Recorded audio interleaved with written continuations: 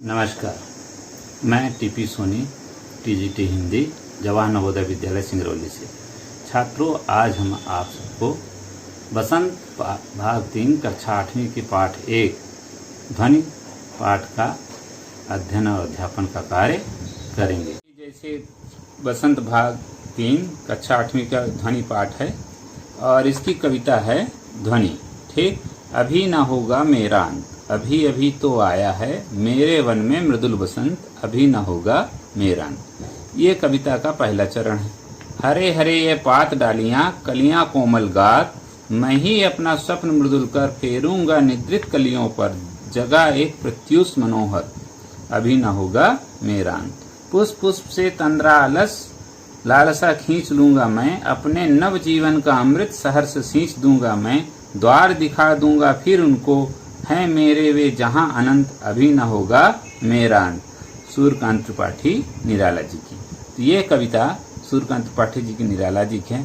इसका सारांश ये है कि कवि आशावादी दृष्टिकोण से जागरूक और क्रियाशील बनाना चाहता है, लोगों में उत्साह भरना चाहता है, उनके आलस्य को खींच करके उन्हें प्रकृति और समाज और देश के लिए एक जागरूक क्रियाशील नागरिक बनाना चाहता है। तो अब आगे हम देखेंगे कविता का भावार्थ। कवि कहते हैं कि अभी न होगा मेरा अंत। कवि कहते हैं कि उनका अंत अभी नहीं होगा, क्योंकि अभी अभी तो उनके जीवन रूपी वन में यौवन रूपी बसंत का आगमन हुआ है। ठीक, तो इस तरह से यह कोमल बसंत उनके जीवन में आया है।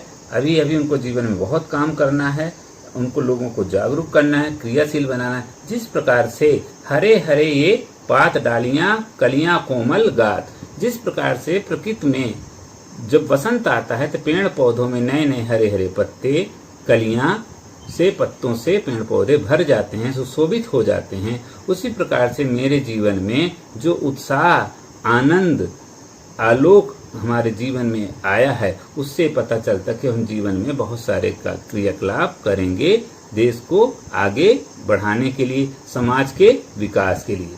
तो आगे कहते हैं कवि कि मैं ही अपना स्वप्न मृदुल कर, मैं अपना स्वप्न, कोमल सपनों को कोमल हाथों से उनके ऊपर फेरूंगा। उनकी जो निद्रित कलियां हैं, जो सोई हुई अलसाई कलियां हैं, उनके कमियों को दूर करके उन्हें नया जीवन, नया सवेरा जगाऊंगा। वह ऐसा सवेरा होगा जो मनोहारी है, जो लोगों को दिल जीते। इस तरह से हर एक पुष्प से तंद्रा आलस, लालसा खींच लूंगा मैं।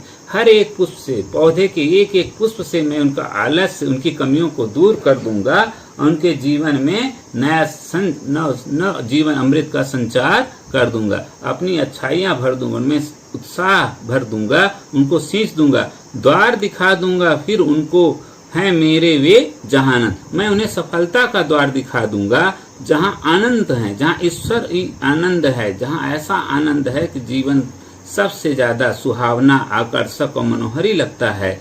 जब तक मैं उनको ऐसा नहीं बना लूंगा तब तक मेरा अंत नहीं होगा। कहने का तात्पर्य यह है कि कवि अपने जैसे कई लोगों को जागरूक और क्रियाशील बना देगा, उनके अंदर की कमियों को दूर करके अपने जीवन के अमृत सहर्ष से उनको सींच देगा, ताकि अपने जैसा उनमें भी गुणों का संचार हो सके।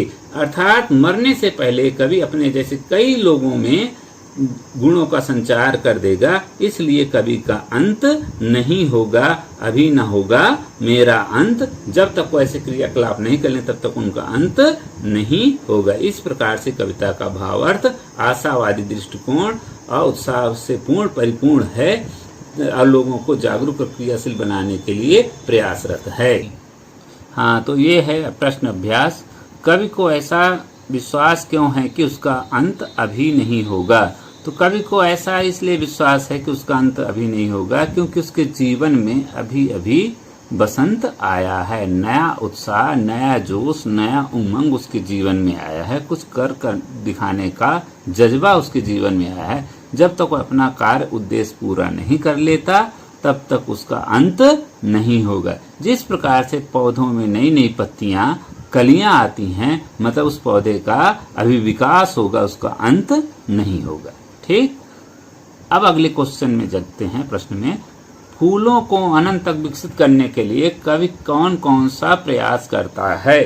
तो फूलों को अनंत तक विकसित करने के लिए कवि उनके आलस्य को दूर कर अपने कोमल स्पर्श से नवजीवन का सहर्ष अमृत सींचना चाहता है। उन्हें अच्छा बनाने का प्रयास करना चाहता है, उनकी कमियों को दूर करना चाहता है। कवि पुष्पों की तंद्रा आलस्य दूर हटाने के लिए क्या करना चाहता है?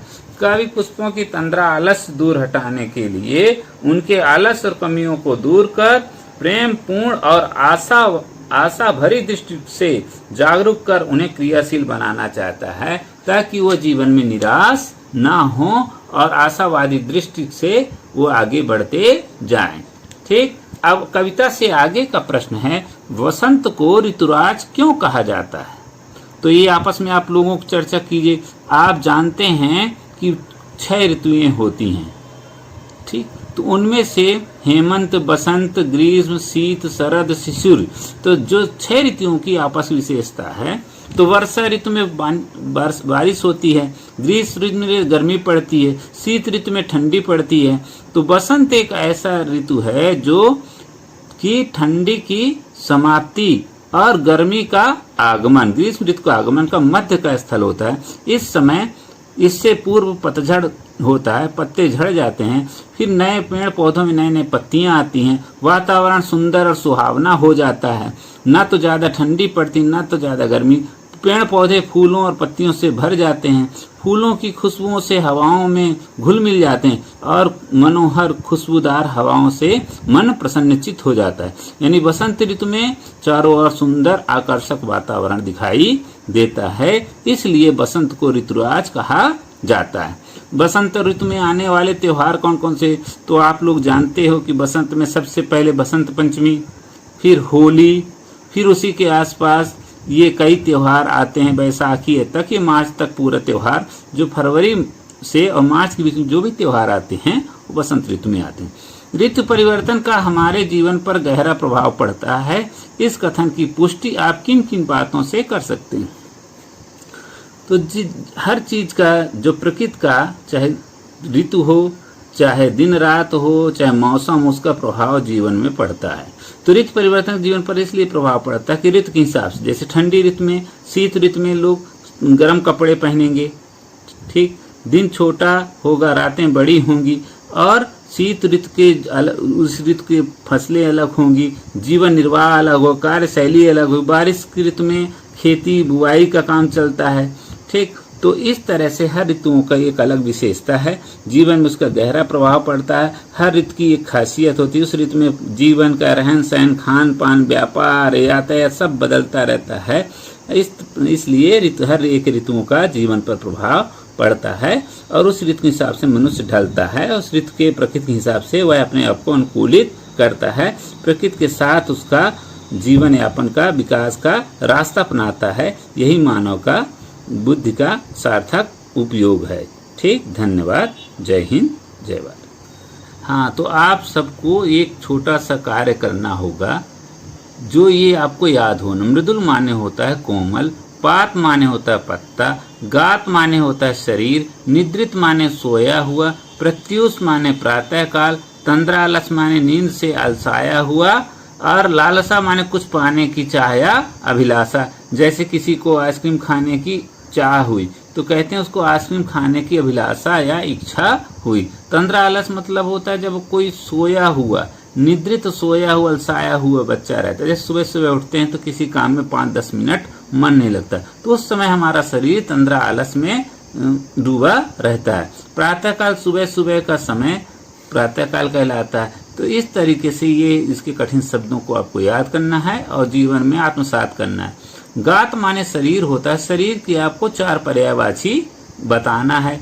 लिखना है, जैसे देह, बदन, काया, ये शरीर के पर। इसी प्रकार से पत्ता का पर्यायवाची पर्ण, पल्लव, मृदुल कोमल का, ठीक, कोमल का विलोम आप लिख सकते हैं, जैसे कठोर, ठीक। तो इस प्रकार से आप इसमें व्याकरणगत भी ज्ञान प्राप्त कर सकते हैं।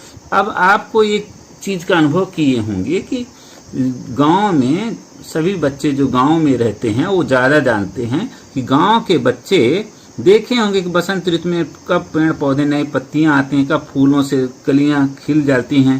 तो ये बसंत ऋतु के समय होता है, और पतझड़ में कब पेड़ पौधों की पत्तियां झड़ जाती हैं। तो ये बच्चे आने जानते हैं। तो जिस प्रकार से जब कोई पौधा हरा भरा रहता है यानी उसका विकास होगा, अंत नहीं, उसी प्रकार जिस व्यक्ति में उत्साह, जोश, अभिलाषा, लालसा होती है वह जीवन में उसका विकास होता है, उसका अंत नहीं।